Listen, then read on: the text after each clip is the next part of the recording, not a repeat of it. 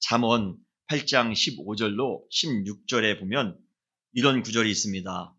나로 말미암아 왕들이 치리하며 방백들이 공의를 세우며 나로 말미암아 재상과 존귀한 자 곧 세상의 모든 재판관들이 다스리느니라 라고 말씀하고 있습니다.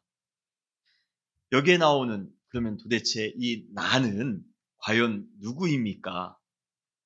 도대체 그가 누구이기에 세상의 왕들과 방백들, 재상들과 모든 재판관들에게 영향을 주는 것입니까?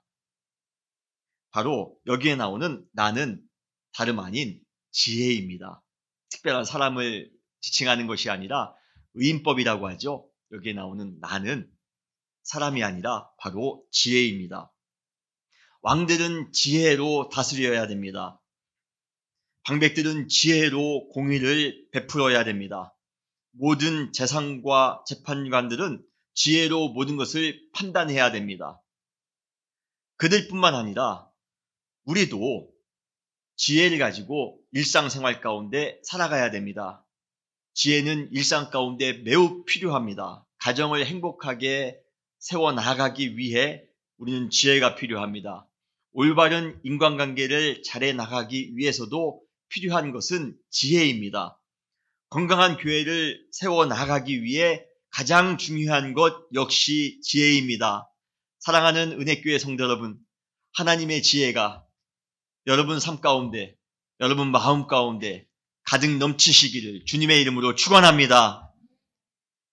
지혜는 무언가를 현명하게 판단하는 그러한 능력입니다. 우리는 다른 어느 시대보다도 더 지혜가 필요한 시대를 지금 살아가고 있습니다. 현대처럼 진리와 거짓에 대한 경계가 모호한 때에 지혜를 가지고 판단하는 것만큼 중요한 것은 없습니다. 만약 세상의 지도자들이나 가정의 가장들이 지혜가 없다면 이 세상은 과연 어떠한 모습일까 상상해 보는 것만으로도 악몽입니다.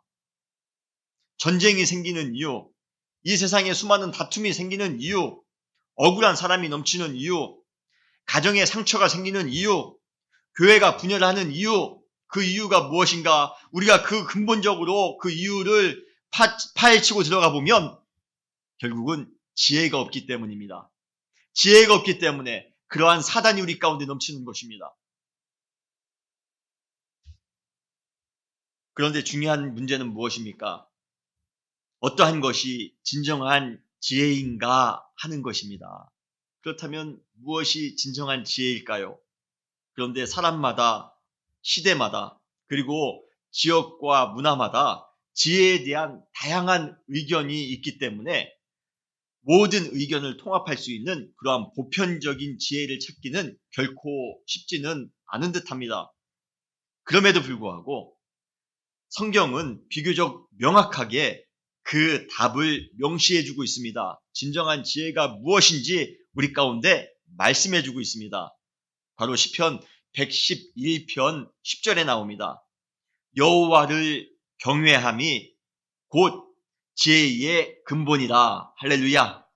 다시 한번 따라 하실까요? 여호와를 경외함이 곧 지혜의 근본입니다.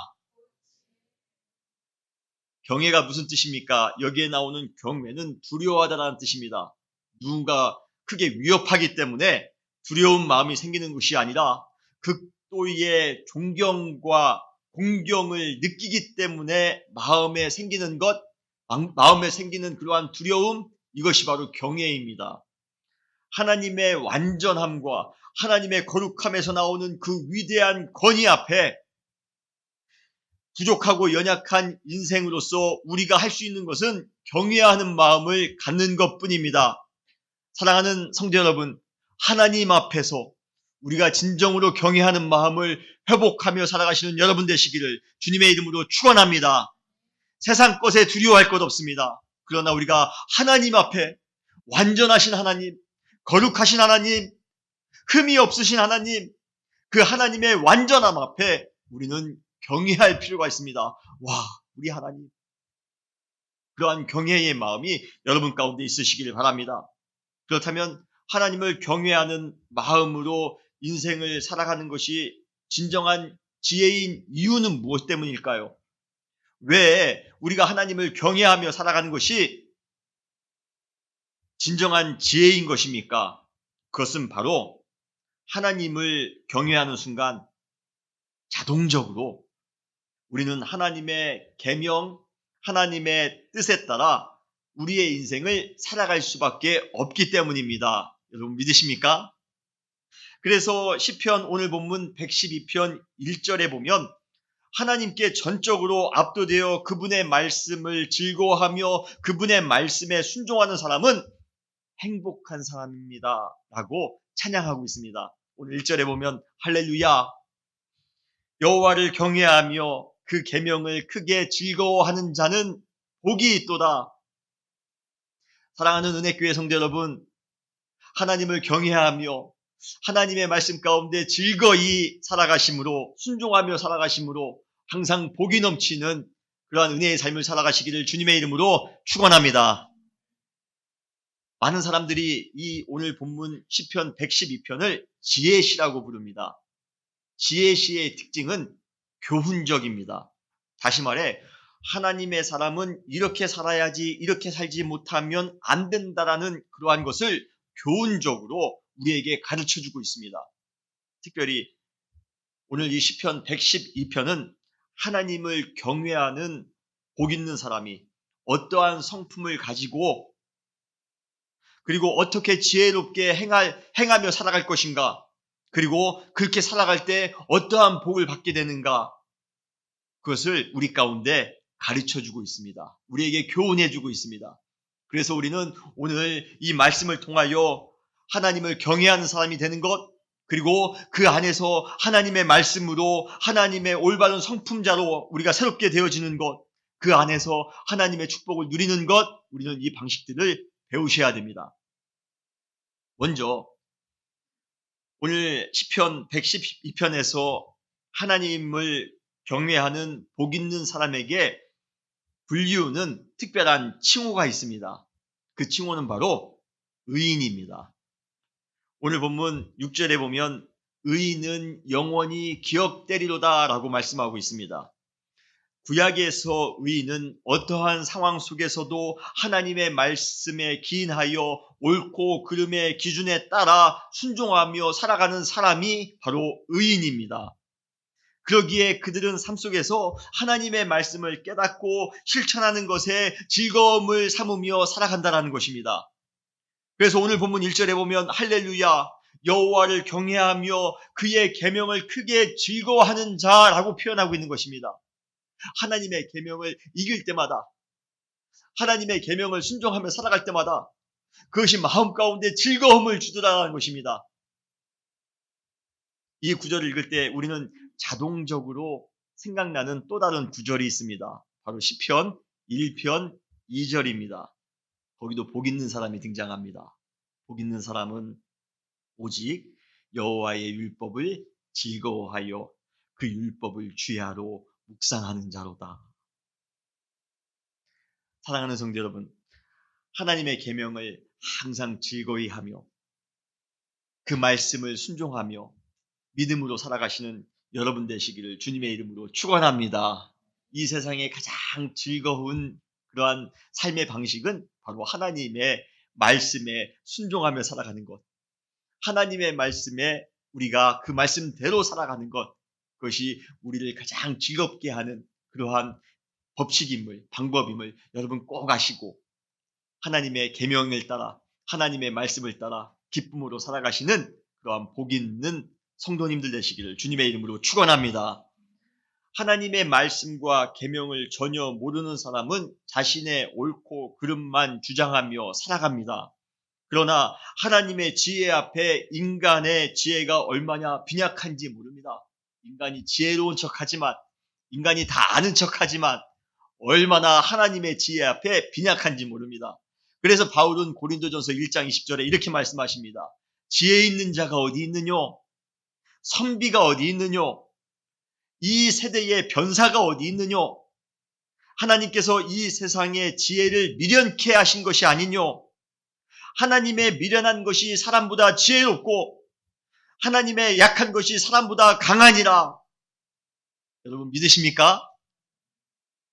이사야서를 통해서도 하나님께서는 우리에게 이렇게 말씀하십니다. 이사야서 55장 8절로 9절에 보면 이는 내 생각이 너희 생각과 다르며 내 길이 너희의 길과 다름이니라. 여호와의 말씀이니라. 이는 하늘이 땅에서 높음같이 내 길이 너희의 길보다 높으며 내 생각이 너희의 생각보다 높음이니라. 하나님의 생각과 하나님의 지혜와 우리 인간의 생각, 우리 인간의 지혜와는 비교할 수 없다는 것입니다. 그런데 왜 우리는 우리의 지혜대로 살려고 하십니까? 우리가 가지고 있는 그 조그만 지혜를 왜 의지하며 살려고 하십니까?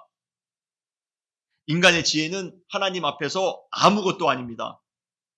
그런데 세상의 수많은 사람들이 하나님의 지혜를 무시하고 지혜의 말씀을 무시하고 너무도 빈약하고 한계투성이인 자신의 인간적인 방식만 목숨과 같이 의지하며 붙들며 살아갑니다.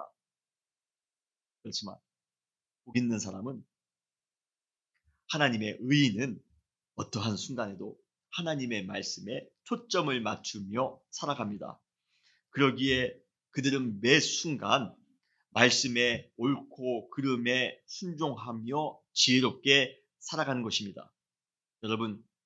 여러분은 하나님을 경외하며 살아가는 그러한 의인들이십니까?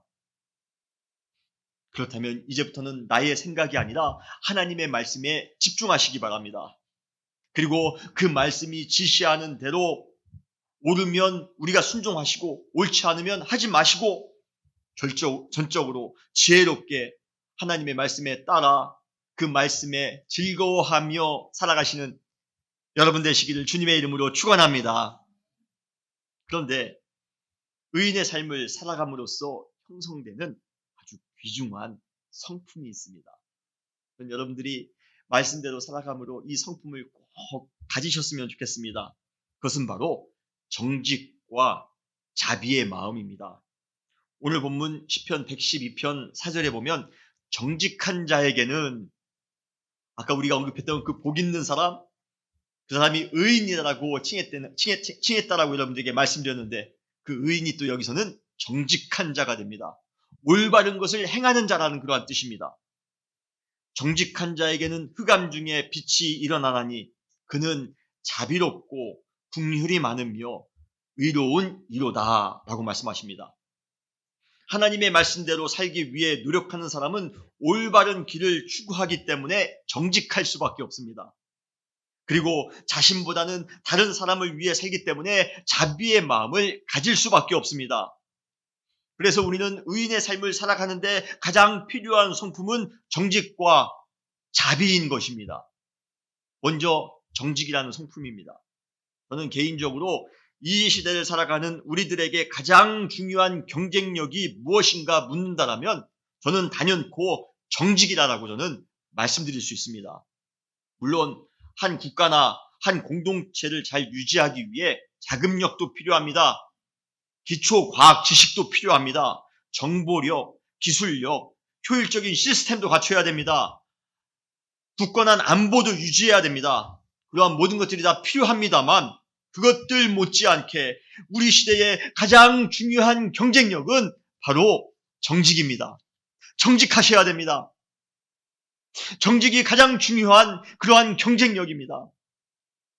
몇 년 전에 G20 비즈니스 서밋에서 앞으로 세계 경제를 이끌어갈 기업들이 꼭 필요한 정신으로 꼽은 것이 사회적 책임, 특히 그 중에서도 정직이었습니다.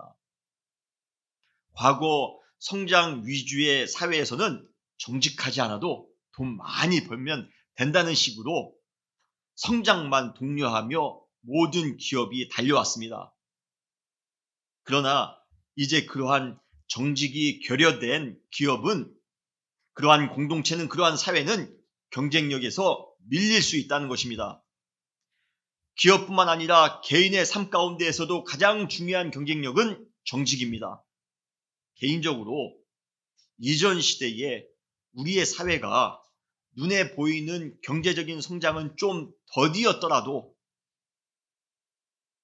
전 시대에 우리 대한민국이 좀 경제적인 성장, 눈에 보이는 경제적인 성장은 좀 더딜지라도, 느렸을지라도 눈에 보이지는 않지만 윤리적인 성숙을 위하여, 도덕적인 성장을 위하여 더 노력했다라면 어쩌면 지금 우리 사회는 현재 지금보다 훨씬 더 견고하고 부강하지 않았을까 하는 아쉬움을 가지고 있습니다. 더 도덕적인 것을 가르쳤더라면, 더 윤리적인 것을 가르쳤더라면, 더 배려하는 마음, 더 정직한 마음을 가지고 살아가는 것을 우리가 배웠더라면 어쩌면 더 부강하지 않았을까, 더 견고한 그러한 사회를 만들어내지 않았을까 하는 그런 생각을 하게 됩니다. 정치인들이 뿌리칠 수 없는 가장 큰 유혹과 독이 있습니다. 그것은 바로 지수와 지표에 집착하는 것입니다. 올해 경제 성장률이 몇 %이다. 1인당 국민소득은 얼마다. 우리나라의 경제적인 순위는 세계 몇이다. 주가는 얼마다. 그러한 지표들, 수많은 사람들이 자신들의 개인적인 실생활에 거의 영향을 주지도 않는 이러한 지수와 순위에 매우 민감하게 반응합니다. 몇이 되는 게 그게 중요합니까? 우리가 지금 몇만 달러, 우리가 경제소득, 국민소득을 갖는 게 그게 중요합니까? 그런데 수많은 사람들은 거기에 민감하게 반응합니다. 그래서 정치인들이 항상 그 지표와 지수와 순위에 디지털 넘버에 항상 민감한 것입니다. 반면에 도덕적으로 얼마나 청렴한지, 그 공동체가 윤리적으로 얼마나 건강한지, 우리의 사회가 얼마나 정직한지, 윤리적인 삶이 공동체의 행복에 어떠한 영향을 주는지에 대해서는 전혀 관심을 갖지 않습니다. 하드웨어는 너무 좋아졌지만 소프트웨어는 부실한 아주 기형적인 사회, 아주 몸은 건강하게 성장했을지 모릅니다. 그러나 정신은 하나도 성숙하지 않았습니다. 이것을 심리적으로 또 아니면 상담학에서 어른 아이라고 합니다. 그러한 기형적인 사회는 반드시 공동체적인 차원에 탈이 나기 쉽습니다. 급체하기 쉽습니다. 우리가 하나님을 경외하는 의인이라면 우리의 관심은 정직이어야 됩니다. 여러분, 정직하게 사시길 바랍니다. 이 사회를 살아가면서 정직한 삶을 살아가시길 바랍니다. 정직한 사업가가 되시고, 정직한 직장인이 되시고, 정직한 학생이 되시고, 정직한 이웃이 되시고, 정직한 성도가 되시길 바랍니다. 우리의 정직을 유혹하는 수많은 상황이 우리 가운데 도전적으로 찾아올 때가 있습니다. 여러분, 사업하다 보시면, 직장을 살다 보시면, 자녀를 키우다 보시면 그러한 문제를 반드시 만나게 될 것입니다. 그때마다 여러분 항상 정직을 택하시길 바랍니다. 올바른 방식을 택하시길 바랍니다. 항상 정직을 이루며 살아가시는 여러분 되시기를 주님의 이름으로 축원합니다. 두 번째로 의인으로서 우리가 살아갈 때 갖추어지는 성품은 자비입니다. 극단적으로 이기적인 시대를 우리가 살아가면서 다른 사람을 더 귀중하게 생각하는 것, 자비의 마음을 가지고 베풀며 살아가는 것, 이것처럼 아름다운 것 없습니다.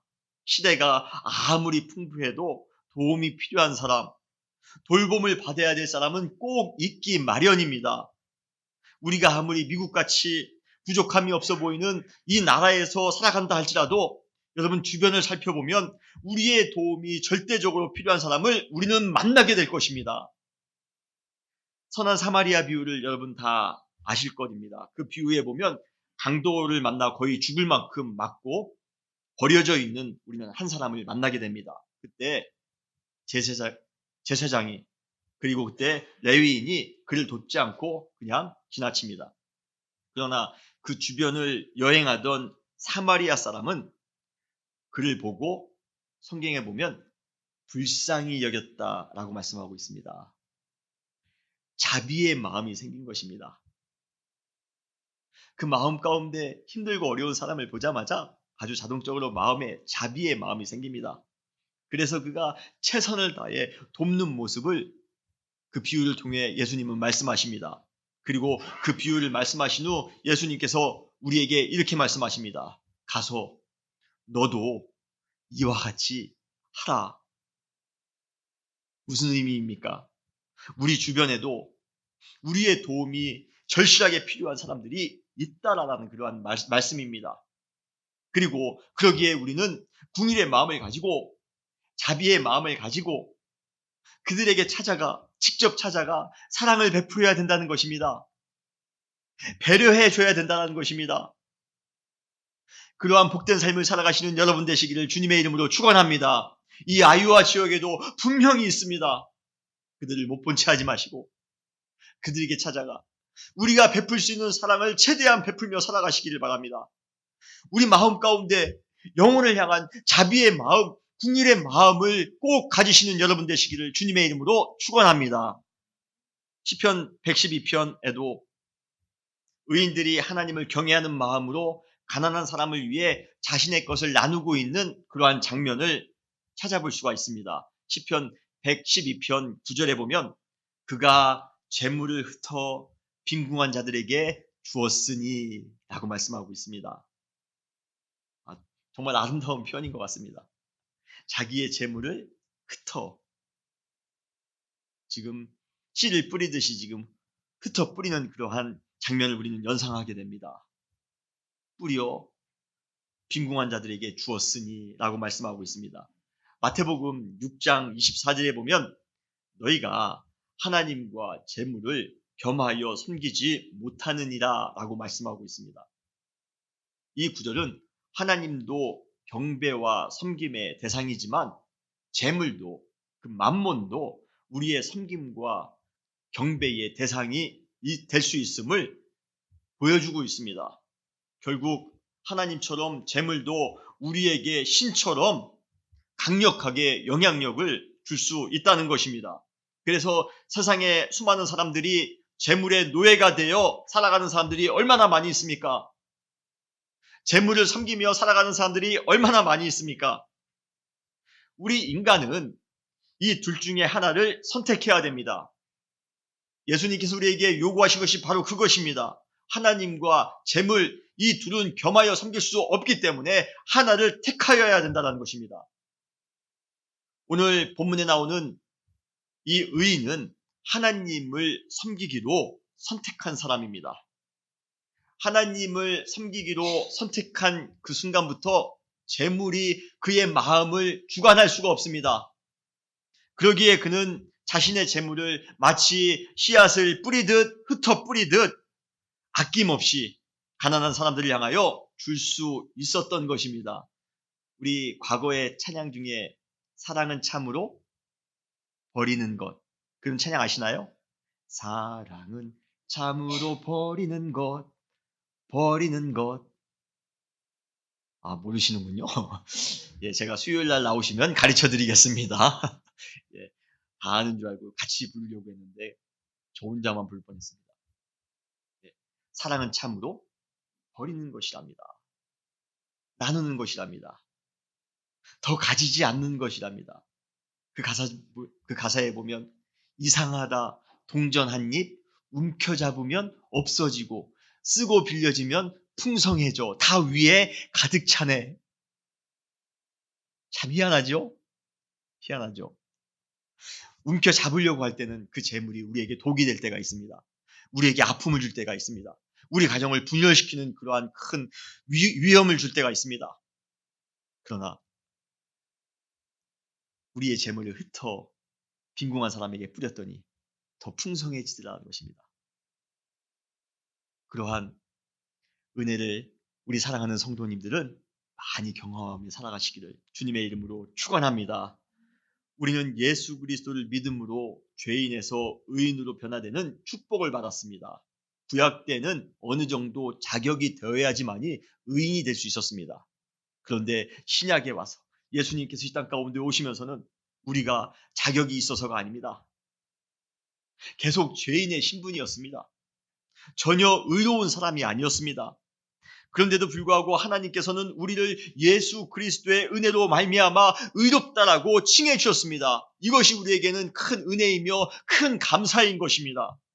그런데 문제는 여기부터입니다. 현대 기독교인들이 의인으로서 종교적인 변화에만 관심을 가질 뿐 삶 속에서 의인으로서 행하며 살아가는 것에는 크게 민감하지 않다는 것입니다. 예수님이 우리를 의인으로 삼아주셨는데 그렇다면 우리가 의인의 삶을 살아가야 되지 않겠습니까? 그런데 그렇게 살아가지 않더라는 것입니다.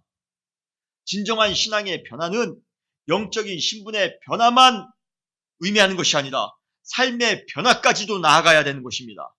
하나님을 사랑한다라고 하면 이웃들, 특히 가난한 사람들, 사랑받지 못한 사람들, 그런 사람들에게 찾아가 그들을 사랑해야 되는 것입니다. 하나님을 사랑한다고 해놓고 가난한 사람들을 사랑하지 못한다면 그것은 이율 배반적인 행동입니다. 요한일서 4장 20장엔 그래서 우리에게 이렇게 말씀하십니다. 누구든지 하나님을 사랑하노라 하고 그 형제를 미워하면 이는 거짓말하는 자니 보는 바 그 형제를 사랑치 아니하는 자가 보지 못하는 바 하나님을 사랑할 수 없느니라. 맞습니다. 맞습니다. 당연합니다. 하나님을 신앙적으로 사랑하는 것과 이웃을 실제적으로 돌보는 것 결코 분리할 수 없습니다. 그러므로 진정한 하나님의 사람, 의인은 영적인 변화에만 만족하는 것이 아니라 삶 가운데 나아가 긍휼의 마음을 가지고 자비의 마음을 가지고 자신의 재물을 흩어 빈궁한 사람들, 도움이 필요한 사람들, 그러한 사람들을 돌볼 수 있는 실천력까지, 행동력까지 가지셔야 되는 것입니다. 사랑하는 은혜교회 성도 여러분, 저는 여러분 마음 가운데 자비의 마음이 넘쳤으면 좋겠습니다. 어려운 사람을 보면, 고통받는 사람들을 보면, 아파하는 사람들을 보면 그냥 우리의 마음이 자동적으로 긍휼의 마음이 작동되어졌으면 좋겠습니다. 그들에게 나아가 우리의 가장 조그만 것이라 할지라도 사랑으로 섬겼으면 좋겠습니다. 오늘 말씀처럼 의인은 자기의 재물을 흩어 뿌린다라고 말씀하고 있습니다. 오늘 그러한 아름다운 사랑의 삶을 실천하며 살아가시는 여러분 되시기를 주님의 이름으로 축원합니다. 이처럼 우리가 하나님의 말씀을 즐거워하며 하나님의 말씀대로 살 때, 우리가 하나님의 의인의 모습을 가지고 살아갈 때, 이 시대를 살아갈 가장 아름다운 성품, 정직과 자비를 우리 마음 가운데 갖추게 될 것입니다.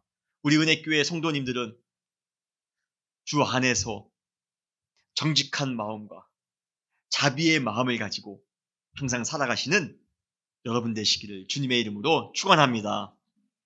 그렇다면 그러한 의인에게는 따르는 아름다운 축복이 있습니다. 세 가지의 축복인데요. 먼저 의인의 축복은 후손이 땅에서 강성하며 부요와 재물이 넘치게 될 것이라는 것입니다. 할렐루야. 우리가 제일 원하는 그러한 축복 아닙니까? 후손이 잘 되고 부요와 재물이 넘치는 것, 이것이 바로 의인의 삶을 살아간, 하나님을 경외하며 하나님의 말씀대로 순종하며 살아가는 그 의인에게 주어지는 축복이랍니다. 이러한 축복을 여러분 모두가 받으시기를 주님의 이름으로 축원합니다. 제가 여러 번 말씀드렸습니다. 히브리어에는 복이라는 두 개의 단어가 있습니다. 바로 바라크와 에슈레이라는 그러한 단어입니다. 바라크는 주로 물질적인 축복을 의미할 때 사용합니다. 신명기 28장 2절로 3절 6절에는 그러한 복의 대표적인 복의 리스트가 나옵니다. 내가 내 하나님 여호와의 말씀을 청종하면 이 모든 복이 내게 임하며 내게 이르리니 성읍에서도 복을 받고 들에서도 복을 받을 것이며 들어와도 복을 받고 나가도 복을 받을 것이다 라고 말씀하십니다. 여기에 사용된 복이 다 바라크입니다. 반면에 에슈레이는 바라크와 대조되는 단어로 정신적인 행복, 영적인 축복을 의미합니다. 오늘 본문 시편 112편 1절에 사용된 복이라는 단어가 바로 히브리어로 에슈레이입니다. 할렐루야. 여호와를 경외하며 그의 계명을 크게 즐거워하는 자는 복이 있도다. 에슈레이가 있도다. 그런데 놀라운 것은 하나님을 경외하는 마음으로 정직과 자비의 삶을 행하며 살아갈 때 그 의인은 에슈레이의 행복만으로 끝나는 것이 아니라 그 행복을 넘어 하나님께서는 축복을 주신다라고, 바라크의 축복을 주신다라고 말씀하고 있습니다. 오늘 본문 2절과 3절에 보면 그의 후손이 땅에서 강성함이요 정직한 자들의 후손에게 복이 있으리로다. 부와 재물이 그의 집에 있으며 그의 공의가 영구히 서 있으리로다 라고 말씀하고 있습니다. 1절에 나오는 복은 에슈레이입니다. 그렇지만 그 에슈레이의 복을 가지고 살아갈 때 2절의 복이 임한다는 것입니다. 2절의 복은 정확하게 바라크입니다. 그리고 바라크의 형태는 부와 재물입니다.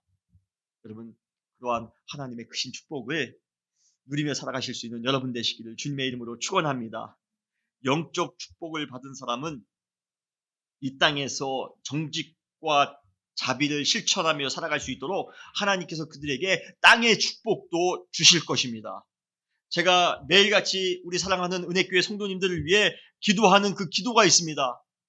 그 기도가 주님, 우리 사랑하는 성도님들에게 하늘의 신령한 축복과 땅의 기름진 축복, 갑절의 축복, 더블 블레싱, 주님, 이 축복이 우리 성도님들 가정 가운데 삶 가운데 머무를 수 있도록 축복하여 주시옵소서. 왜 여러분 아멘 안 하십니까?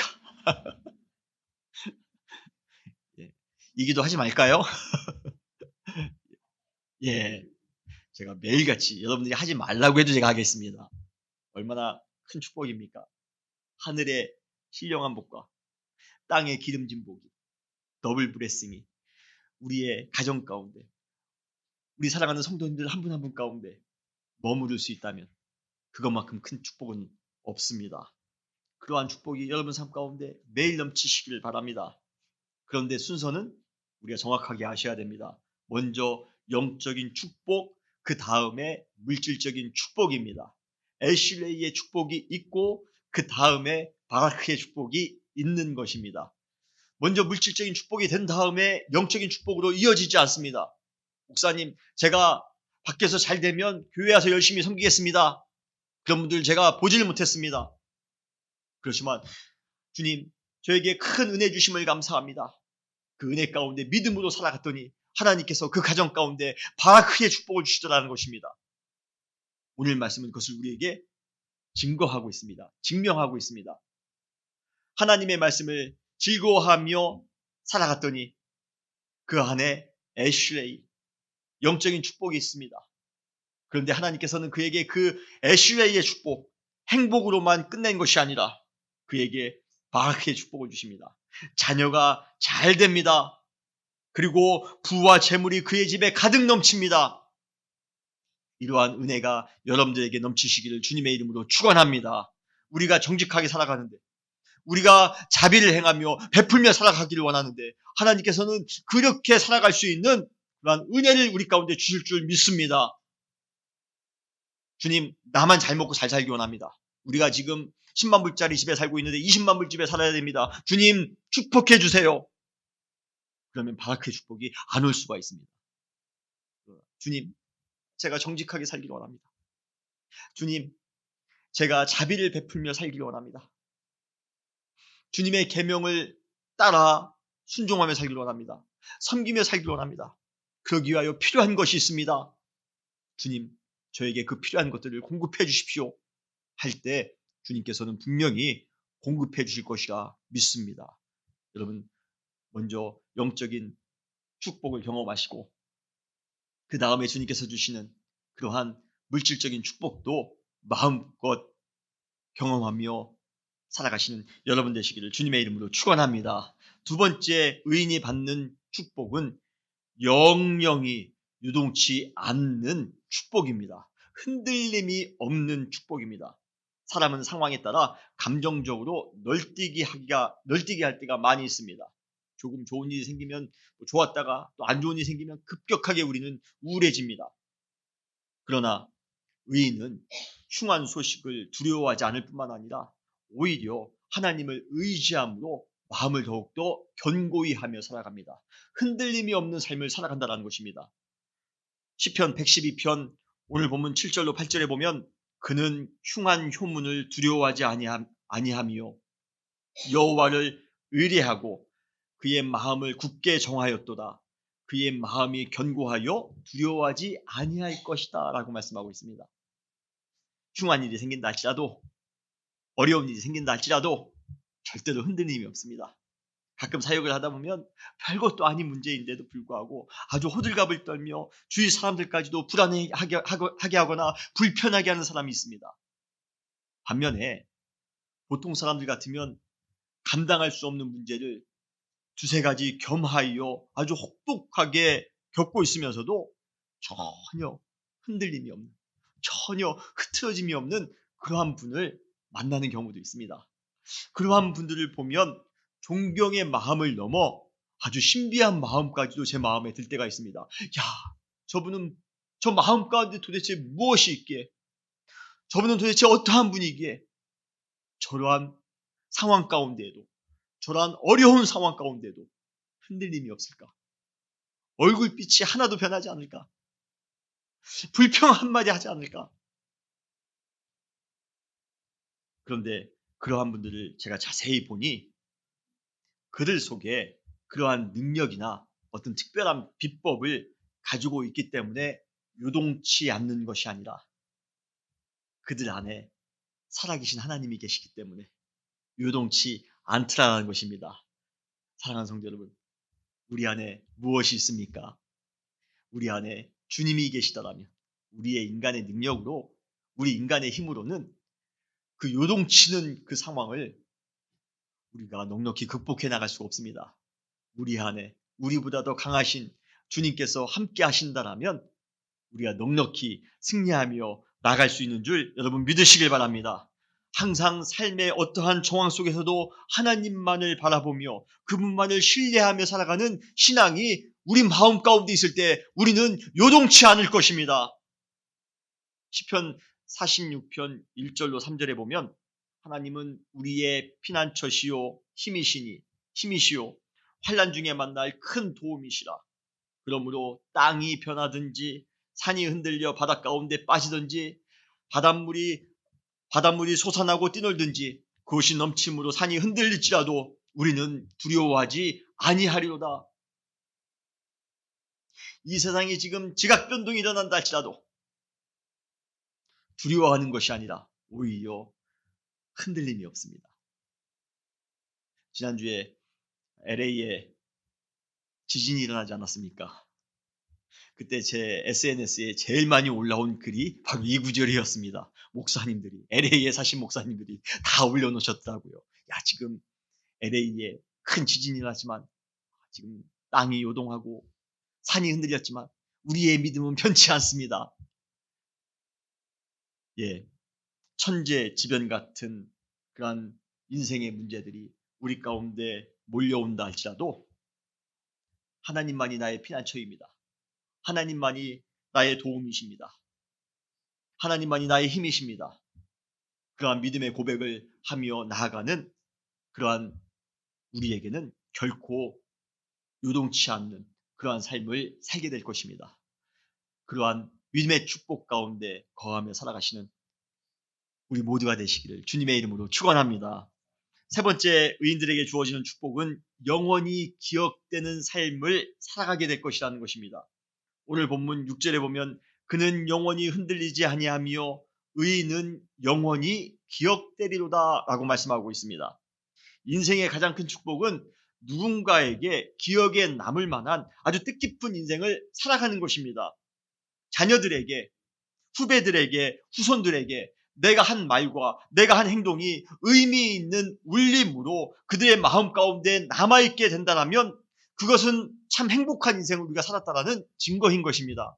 여러분 주변에 여러분의 삶 가운데 도전받는 분들이 계십니까? 여러분의 말과 여러분의 행동 때문에 그것을 기억하고 살아가는 분들이 여러분 주변에 계십니까? 어떠한 영향력을 발휘하며 여러분들은 살아가고 계십니까? 다른 사람들에게, 이웃들에게, 우리 성도들에게 나는 무슨 의미로 기억되고 있는가? 여러분 한번 생각해 보신 적 있으십니까? 가끔 사역하면서 목사님의 저번 주에 말씀하신 그 내용 때문에 제 삶 가운데 큰 변화를 경험하게 됐습니다. 라든지 주님, 목사님, 인생에 새로운 다짐을 하게 되었습니다. 목사님의 말씀을 듣고 그 말씀을 나의 삶의 지표로 삼고 살아가기로 다짐했습니다. 나는 그러한 간증을 들을 때마다 제 마음이 얼마나 뜨겁게 전율하는지 모릅니다. 야, 누군가에게 내가 나의 말이, 나의 행동이 기억으로 남았다니. 여러분, 이것처럼 짜릿한 인생이 없습니다. 오늘 시편 112편의 이 의인이 그렇다면 어떻게 살았기에 수많은 사람들에게 영원히 기억될 수 있었을까요? 우리는 그 방식을 말씀을 통하여 배울 수가 있습니다. 그것은 바로 그의 의의가 영원히 서 있을 것이기 때문입니다.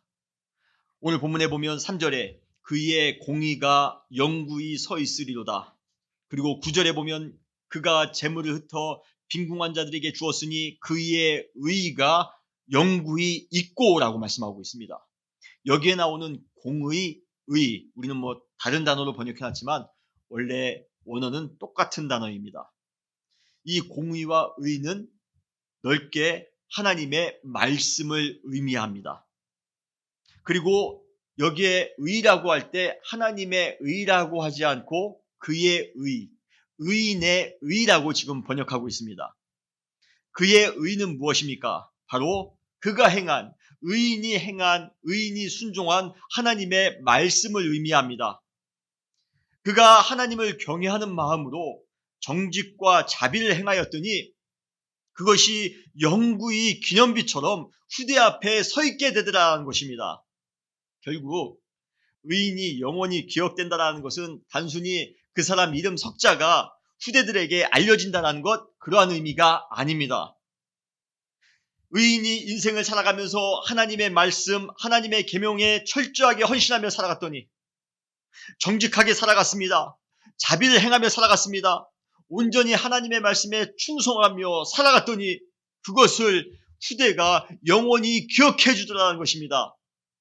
사랑하는 성도 여러분, 여러분의 행동, 여러분의 언어가 수많은 사람들에게 선한 영향력을 미치시기를 주님의 이름으로 축원합니다. 그들 마음 가운데 기억이 되어집니다. 우리 자녀들 마음 가운데 기억이 되어집니다. 얼마나 큰 축복입니까? 그래서 우리는 하나님의 말씀대로 또 오늘 하루를 살아가야 될 필요가 있습니다. 하나님의 말씀을 즐거워하며 정직하게 자비를 행하며 믿음으로 살아갈 필요가 있습니다. 우리가 그렇게 살아갈 때 수많은 사람들에게 큰 영향을 줄 것입니다. 거룩한 영향력을 미치며 살아가게 될 것입니다. 저는 우리 은혜교회가 그러한 교회가 됐으면 좋겠습니다. 여러분의 삶이 그러한 삶이 됐으면 좋겠습니다. 사랑하는 성도 여러분, 여러분은 누구입니까? 여러분은 의인입니다. 의인의 삶을 살아가시기를 바랍니다. 그때 주님께서 큰 의인의 축복을 여러분들에게 주실 줄 믿습니다. 할렐루야. 다시 기도하시겠습니다.